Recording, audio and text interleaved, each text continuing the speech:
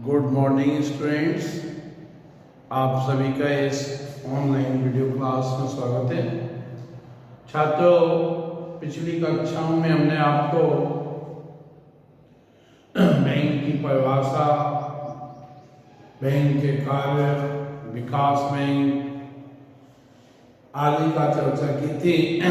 उसी क्रम में अब आगे की ओर बढ़ते हैं और भारतीय रिजर्व बैंक का अध्ययन करते हैं।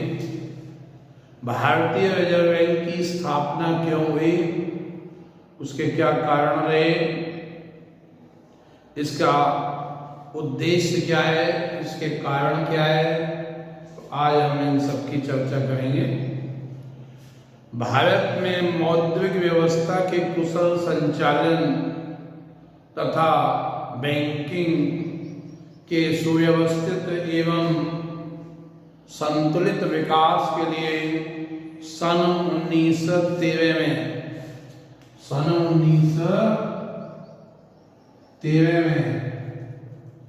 चेम्बरलेन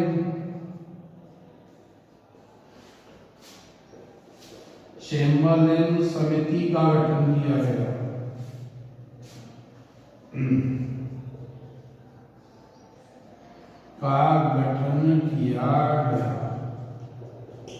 सन 1913 में चेम्बरलेन समिति का गठन किया गया और 1927 में हिल्टन यंग आयोग ने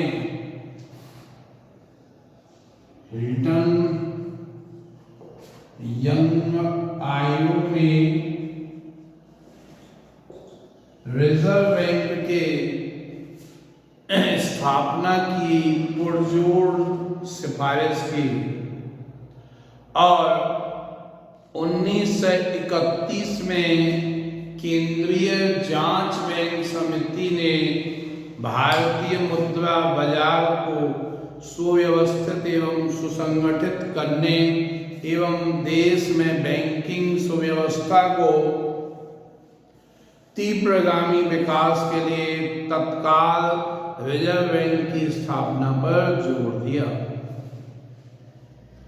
ठीक है, और इसके परिणाम स्वरूप 1 अप्रैल 1935 को 1 अप्रैल 1935 को रिजर्व बैंक की स्थापना की गई।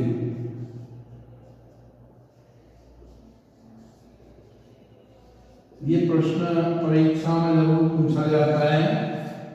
1 अप्रैल 1935 को रिजर्व बैंक की स्थापना की गई। भारतीय रिजर्व बैंक की स्थापना के अनेक उद्देश्य एवं कारण थे। भारत में केंद्रीय बैंक के रूप में रिजर्व बैंक की स्थापना अत्यंत आवश्यक थी। भारत में मुद्रा एवं साख की समुचित अर्थव्यवस्था भी अत्यंत आवश्यक थी। भारत में मुद्रा बाजार के विभिन्न अंगों में सामंजस्य नहीं था, कोऑर्डिनेशन नहीं था, ताकि सुसंगठित मुद्रा बाजार को बनाया जा सके, स्थापित किया जा सके। विभिन्न देशों में मौद्रिक संपर्क की स्थापना करना ताकि अंतर्राष्ट्रीय मौद्रिक सहयोग से देश के विदेशी व्यापार एवं संतुलन की समस्याओं का निवारण किया जा सके। कृषि साख की उचित व्यवस्था एवं विकास करना, भारतीय मुद्रा रुपये के आंतरिक एवं बाह्य मूल्य में स्थिरता बनाए रखना, सार्वजनिक जो ऋण थे, पब्लिक के ऋण थे, उनकी उचित व्यवस्था करना,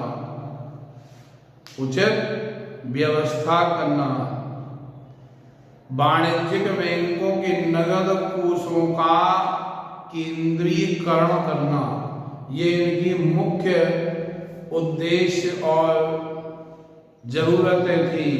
इस कारण से भारत में केंद्रीय बैंक इंडिया रिजर्व बैंक की स्थापना की गई। ठीक है, भारतीय रिजर्व बैंक की स्थापना के समय यह एक अंशधारियों का बैंक था। इस बैंक की अधिकृत एवं निर्गमित पूंजी 5 करोड़ रुपया थी, जो 100 रुपए वाले 5 लाख अंशों में विभाजित थी।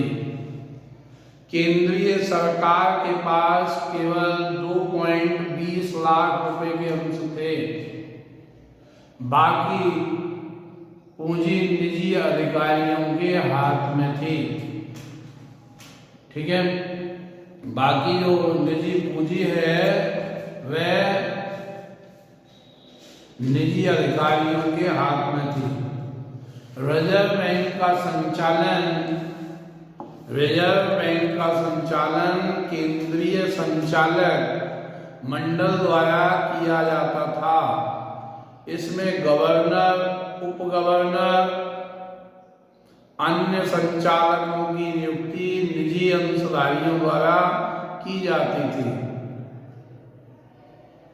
अब रिजर्व बैंक के विधान में संशोधन कर दिया गया है और यदि सरकार केंद्रीय संचालक मंडल की नीति से सहमत नहीं है तो सरकार का निर्णय ही अंतिम माना जाएगा। भारतीय रिजर्व बैंक का राष्ट्रीयकरण कब हुआ, कैसे हुआ?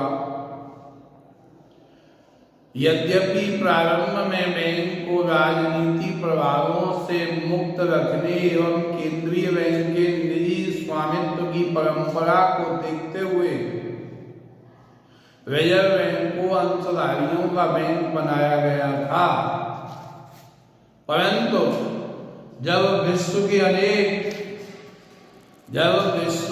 अनेक केंद्रीय बैंकों के राष्ट्रीयकरण की हवा चली तो भारत में भी रिजर्व बैंक के राष्ट्रीयकरण की मांग की जाने लगी। समय के वेग एवं जन भावना के आधार पर भारत सरकार ने सन 1948 में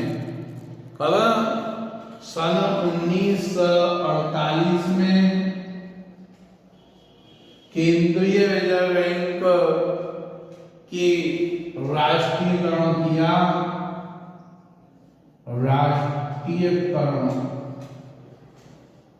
नेशनलाइजेशन किया 1948 में। 1948 में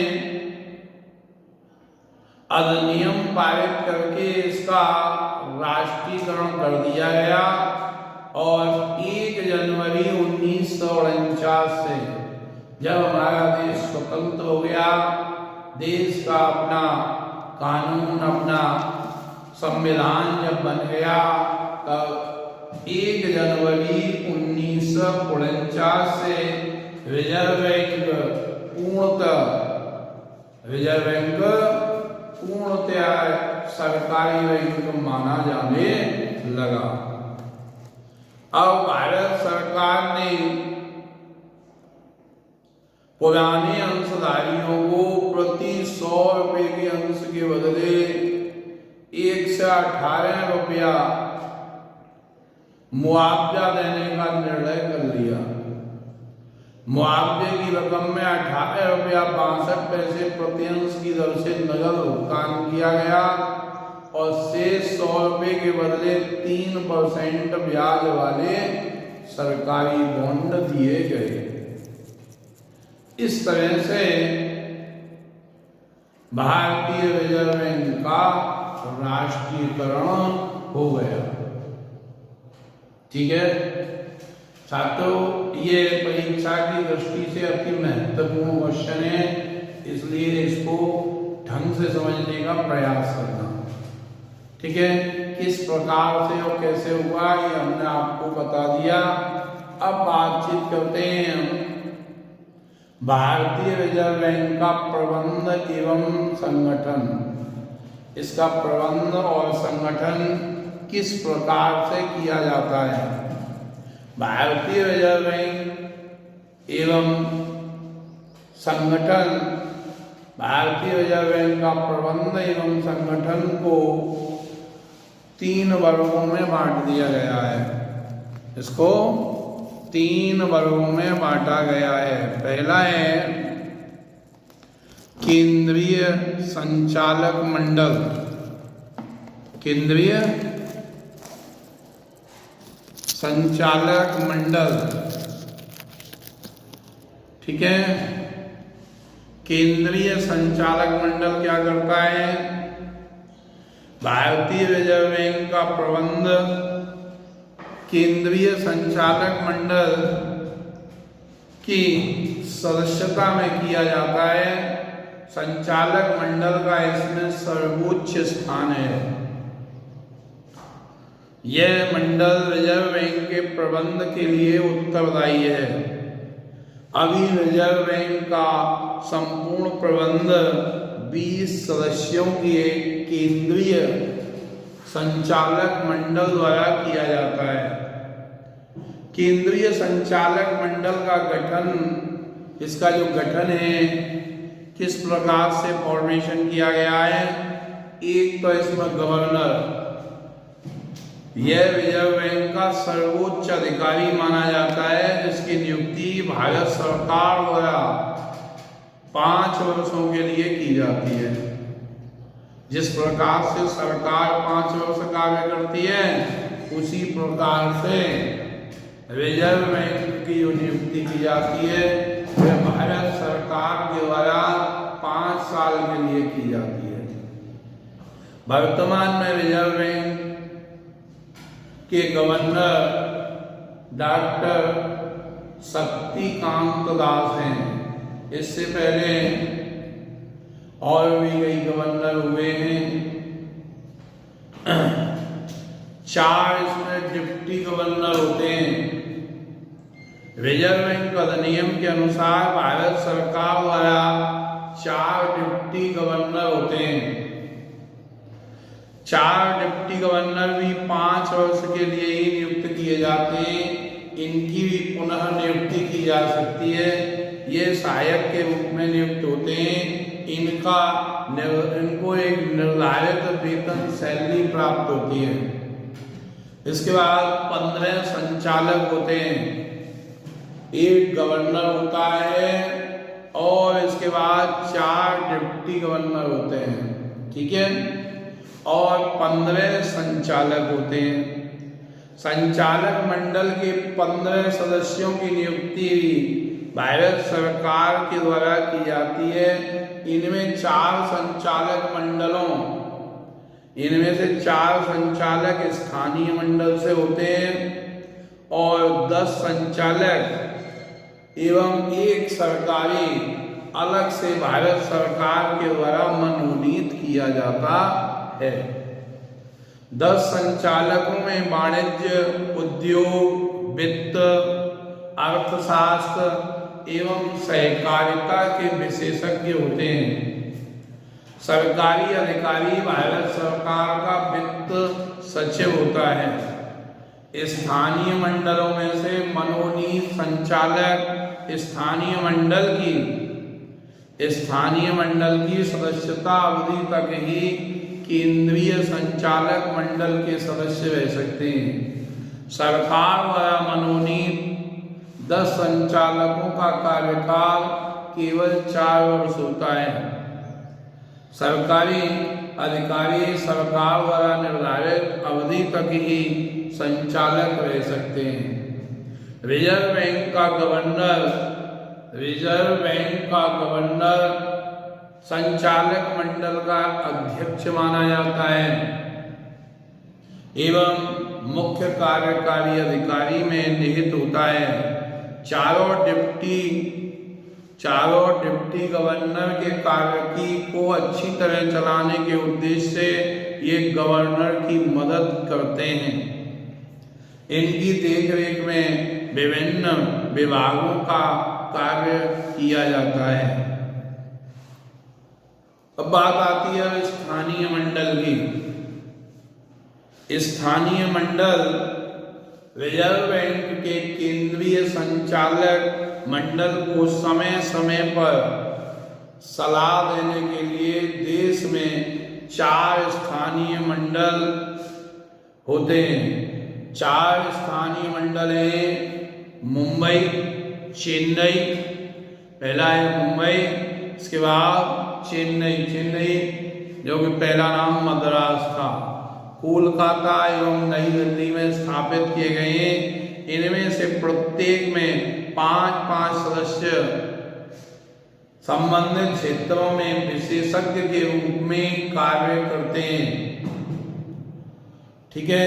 सहकारिता ये केंद्रीय सरकार द्वारा मनोनीत सदस्य माने जाते हैं। ये सदस्य विभिन्न आर्थिक क्षेत्रों जैसे व्यापार, उद्योग, कृषि एवं सहकारिता आदि विषयों के विशेषज्ञ होते हैं। इन सदस्यों का कार्यकाल भी 4 वर्ष का होता है, परंतु इनकी अवधि समाप्ति के बाद इन्हें पुनः मनोनीत किया जा सकता है। इसके बाद है रिजर्व बैंक का इसका कार्यालय। रिजर्व बैंक का प्रधान मुख्यालय या प्रधान कार्यालय मुंबई में स्थित है एवं अन्य 4 स्थानीय मंडलों के कार्यालय मुंबई, दिल्ली, चेन्नई, कोलकाता आदि में हैं। देश में रिजर्व बैंक की 16 शाखाएं हैं। एक शाखा अहमदाबाद, बेंगलोर, भुवनेश्वर, गुवाहाटी, चंडीगढ़, हैदराबाद, जयपुर, कानपुर, नागपुर, पटना, कोचीन, जम्मूतवी, मुंबई, बेलापुर, लखनऊ और तिरुवनंतपुरम में है। इसके अतिरिक्त विदेशों में भी कराची, लंदन एवं अन्य स्थानों पर भी इसकी शाखाएं हैं। रिजर्व बैंक भारत सरकार की अनुमति से किसी भी स्थान पर अपनी शाखा को खोल सकती है। देश में जहां रिजर्व बैंक की शाखाएं नहीं हैं, वहां स्टेट बैंक की शाखाएं कार्य करती हैं। ठीक है। अब बात आती है रिजर्व बैंक का प्रशासनिक विभाग। ठीक है। रिजर्व बैंक का प्रशासनिक विभाग का अध्ययन करें तो इसके प्रशासनिक विभाग में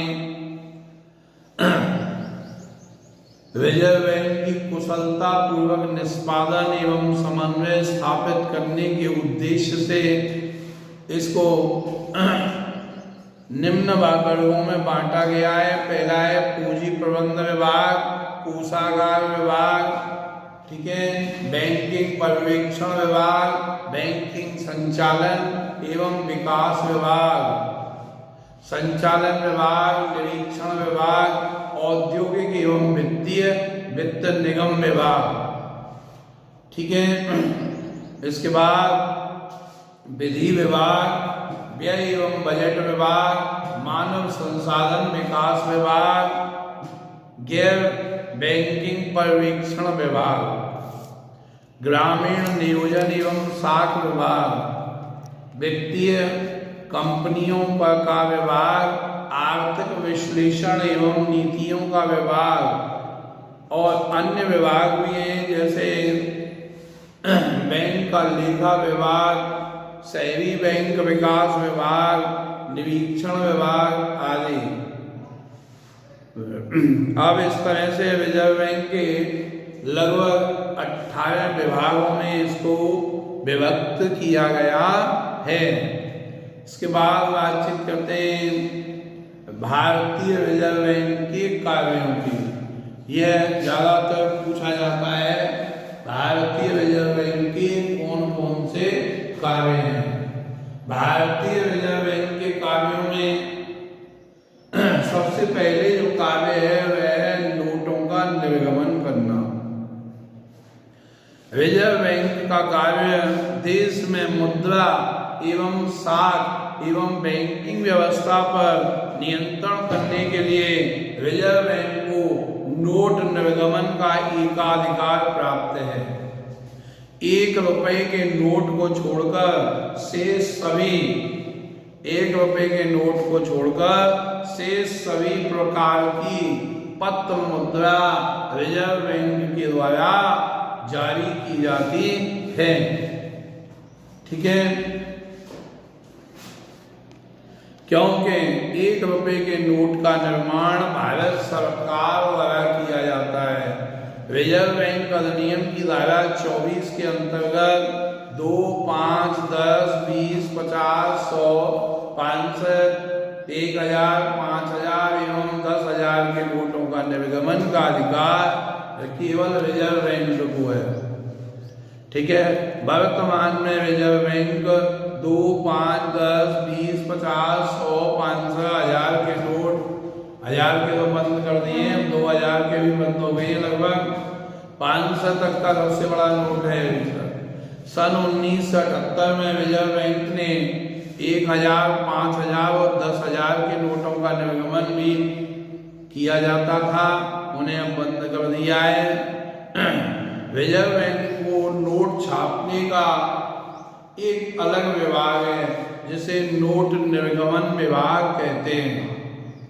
ठीक है, जनता का कागजी मुद्रा में विश्वास रखने के लिए रिजर्व बैंक बैंकिंग सिद्धांतों के अनुसार ही नोटों का निर्गमन न्यूनतम कोष प्रणाली minimum reserve statement system of note के आधार पर नोटों का निर्गमन करती है। इसके अंतर्गत नोट निर्गमन के लिए रिजर्व बैंक 200 करोड़ का न्यूनतम कोष में उसमें 115 करोड़ रुपए का स्वर्ण कोष या सिक्के एवं 85 करोड़ रुपए मूल्य के स्टर्लिंग एवं विदेशी प्रतिभूतियों को रखने की व्यवस्था की गई है। इस संशोधन में रिजर्व बैंक को यह अधिकार दिया है कि वह केंद्र सरकार की पूर्व स्वीकृति से ही विदेशी प्रतिभूतियों के कोष को शून्य अथवा घटा सकती है। ठीक है, तो इस प्रकार से हमने ये भारत सरकार ने जो रिजर्व बैंक को नोटों के निर्गमन का अधिकार दिया है इसका आपको वर्णन किया, समझाया। अब बात आती है सरकार का बैंकर। दूसरा काम है इसका मुख्यतः यह सरकार का बैंकर है। ठीक है, सलाहकार है। रिजर्व बैंक केंद्रीय सरकार एवं राज्य सरकारों का बैंकर, अभिकर्ता एवं सलाहकार माना जाता है। इसलिए यह सरकार के निम्नलिखित सभी बैंकिंग कार्यों को संपन्न करता है। ठीक है, अगला है बैंकों का बैंक। रिजर्व बैंक को बैंकों का बैंक एवं अंतिम ऋणदाता माना जाता है। यह अंतिम ऋणदाता के रूप में भी माना गया है। रिजर्व बैंक देश का सर्वोच्च बैंक है। रिजर्व बैंक देश का सर्वोच्च बैंक होने के कारण बैंकों का बैंक एवं अंतिम अन्य बैंकों का मार्गदर्शन करने वाला, नियंत्रण एवं संगठन करने वाला है। बैंकिंग कंपनी एवं 1949 के अनुसार रिजर्व बैंक को अनेक अधिकार प्राप्त हैं, जैसे बैंकों का लाइसेंस देना, बैंकों की संख्या एवं शाखाओं पर नियंत्रण रखना, बैंकों का एकीकरण करना, जांच करना एवं स्वीकृति देना, बैंकों का विवरण प्राप्त करना, उनकी नीति की जांच करना, सुझाव एवं सलाह देना। रिजर्व बैंक अधिनियम के अनुसार अनुसूचित वाणिज्यिक बैंकों को अपनी मांग एवं समय जमाओं को कम से कम 3% एवं अधिकतम 15% रिजर्व बैंक के पास नगद जमा के रूप में रखना होगा, जिसे नगद कोष अनुपात यानी CRR कहते हैं। ठीक है। रिजर्व बैंक का आर्थिक संकट के समय बैंकों के लिए अंतिम ऋणदाता का दायित्व निभाता है। वह बैंकों से प्राप्त उपयुक्त तरल कोषों से संकटग्रस्त बैंकों को ऋण देकर उन्हें फेल होने से भी बचाता है। इसके अतिरिक्त रिजर्व बैंक अनुसूचित वाणिज्यिक बैंकों के अंतिम ऋणदाता के रूप में भी कार्य करता है। नेक्स्ट है इसका समाशोधन कार्य, क्लियरिंग हाउस। रिजर्व बैंक बैंकों का बैंक है, ये बात हमने आपको बताई थी, तथा अंतिम ऋणदाता भी है। अंतिम ऋणदाता के रूप में भी माना गया है। बैंकों की पारस्परिक भुगतान के निपटारे के लिए समाशोधन गृह का कार्य भी करता है। भारत में समाशोधन गृह के प्रमुख 14 स्थानों पर कोलकाता, नई दिल्ली, मुंबई, कानपुर, चेन्नई, बेंगलोर, नागपुर, पटना, हैदराबाद, भुवनेश्वर, अहमदाबाद, तिरुवनंतपुरम, जयपुर एवं गुवाहाटी आदि स्थानों पर समाशोधन गृह को संचालित किया जाता है।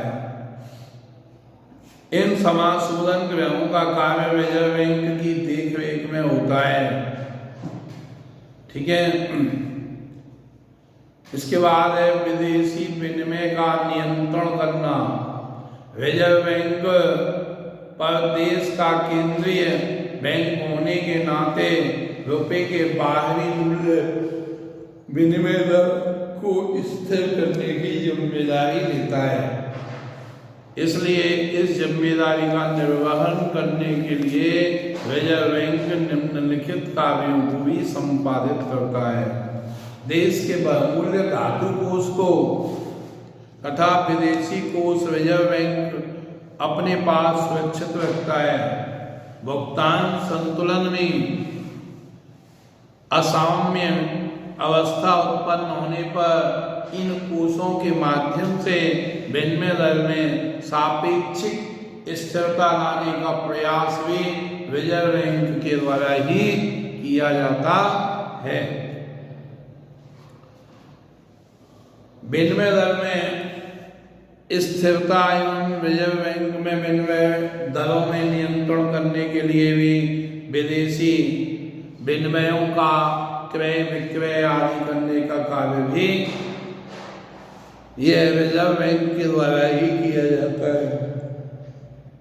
पहले रिजर्व बैंक विदेशी विनिमय से संबंधित क्रय विक्रय स्टर्लिंग के माध्यम से कार्य को संपादित करता था, किंतु 1947 के पश्चात भारत और अंतर्राष्ट्रीय मुद्रा कोष IMF का सदस्य अब रिजर्व बैंक बन गया है। इसलिए अब विदेशी मुद्रा का लेन देन IMF के द्वारा होने लगा है। रिजर्व बैंक अब सभी देशों की मुद्राओं का भी क्रय विक्रय करता है। साख नियमन एवं नियंत्रण। साख का मतलब है क्रेडिट, उधार। साख नियमन का अभिप्राय बैंकों को ऋण देने की नीति पर नियंत्रण। ऋण देने की नीति पर नियंत्रण भी रिजर्व बैंक करता है। देश का केंद्रीय बैंक होने के नाते यह देश की आवश्यकताओं को ध्यान में रखते हुए साख का नियंत्रण करता है, ताकि देश की अर्थव्यवस्था को सुचारू रूप से चलाया जा सके। रिजर्व बैंक ने देश में साख नियमन एवं नियंत्रण के लिए अनेक विधियों का सहारा लिया है, जैसे मात्रात्मक साख नियंत्रण, गुणात्मक साख नियंत्रण आदि। ठीक है। अगला है बैंकिंग प्रणाली का नियमन। रिजर्व बैंक देश की बैंकिंग प्रणाली का भी नियमन करता है, जिससे कि लोगों में बैंकिंग प्रणाली में विश्वास पैदा हो। ठीक है, इसके लिए बैंकिंग अधिनियम 1949 में रिजर्व बैंक को व्यापक अधिकार दिए गए हैं। प्रत्येक बैंक को रिजर्व बैंक से लाइसेंस लेना अनिवार्य है, इसलिए रिजर्व बैंक इन्हें लाइसेंस देते समय यह देखता है कि बैंकों की आर्थिक स्थिति किस प्रकार की है, वह अपने दिए धन का पूर्ण भुगतान करने की स्थिति में है या नहीं है। यदि किसी बैंक के किसी संचालक अथवा प्रबंधक को अवांछित समझे तो वह उसे हटा भी सकता है। ठीक है, अन्य कार्य कृषि साख, औद्योगिक वित्त, आर्थिक आंकड़ों का अध्ययन, प्रकाशन, संकलन, बैंकिंग शिक्षण प्रशिक्षण का कार्य, मुद्रा का हस्तांतरण, मुद्रा का परिवर्तन, जमाओं को स्वीकार करना, अंतरराष्ट्रीय संस्थाओं से लेन देन करना, बहुमूल्य धातुओं का क्रय विक्रय करना, ऋण लेना, बैंकिंग सुविधाओं का विस्तार करना, कृषि बिलों का क्रय विक्रय एवं पुनः कटौती करना, ये सभी कार्य बैंक के कार्य में शामिल किए जाते हैं। तो इस प्रकार से छात्रों हमने आपको रिजर्व बैंक की स्थापना, उसके कार्य, उसका गठन, इस सभी का वर्णन किया। आशा है आपको यह वीडियो पसंद आई होगी और परीक्षा की दृष्टि से यह प्रश्न अत्यंत महत्वपूर्ण है, इसलिए इसको कीजिएगा। अगले वीडियो में पुनः मिलेंगे।